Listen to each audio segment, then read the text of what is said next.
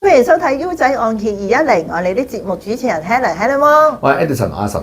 最近樓市活躍翻啲喎。係啊，尤其是啲樓價400萬樓下啦，因為個釐印費係100蚊，好平啊。係啊，所以最近多咗啲摩貨咯。喂，咩叫摩貨啊？摩貨咧就叫 confirm 摩嚟嘅。confirm 摩又咩叫 confirm 摩咧？好耐冇出現過呢個 terms 啊。嗱，其實咧就係假設一個新買家去買咗個單位，可能個成交期係6個月嘅。咁喺呢段期間咧，佢又見到另外一個人可能出價俾佢啦，新嘅買家啦，咁樣咧可能就即係又出價話又中意你個單位，佢就買。係啦，咁可能係未成交之前咧又賣咗俾人。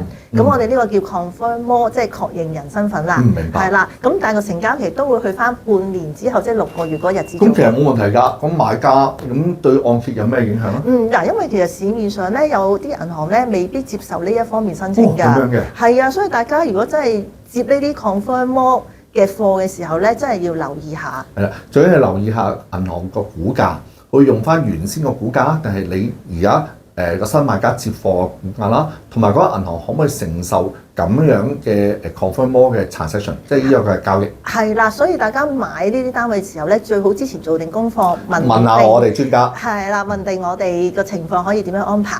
咁如果大家有咩問題咧，可以隨時揾我哋啦，係啦，留言俾我哋啦，或者 WhatsApp 俾我哋嘅。